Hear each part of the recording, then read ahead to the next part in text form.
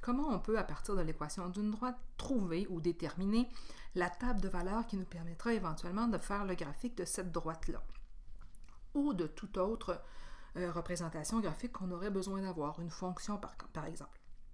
C'est très simple, on utilise l'équation qu'on possède et on fixe nous-mêmes des valeurs de x que nous allons utiliser. Parfois, ces valeurs de x-là nous sont déjà imposées, comme dans l'exemple 1 que vous voyez présentement, j'ai choisi d'utiliser des valeurs de x comme étant 0, 5 et 12. C'est un choix personnel que je faisais. Maintenant, vous pourriez très bien utiliser 0, 1, 2, 3, 0, 5, 10, c'est vous qui avez ce choix-là. Si par contre, pour le bien de cet exemple-là, j'y vais avec les valeurs que j'ai choisies, je vais utiliser, pour trouver les valeurs de mes y correspondants, à chaque fois mon équation.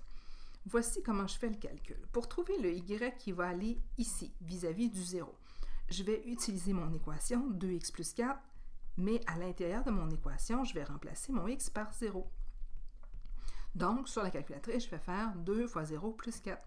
2 fois 0, ça donne 0, 0 plus 4, ça donne 4. Donc ici, la réponse, ce sera 4. Donc, j'aurai le point 0,4 éventuellement à les placer dans mon graphique.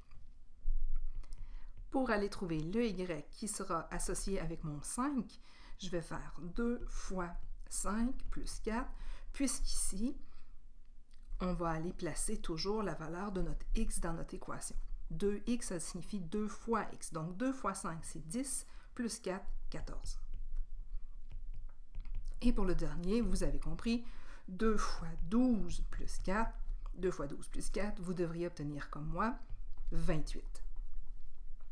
Maintenant, on peut parfois être devant une situation où, comme ici, on a des x et des y à trouver pour compléter la table des valeurs. On va toujours continuer d'utiliser notre équation, mais de deux façons différentes. Tout d'abord, pour trouver les y correspondants à moins 2 et à 0, je vais le faire comme dans l'exemple précédent, c'est-à-dire pour trouver le y ici, je vais faire moins 5 fois x plus 6, donc moins 5 fois moins 2 plus 6, je remplace mon x par sa valeur.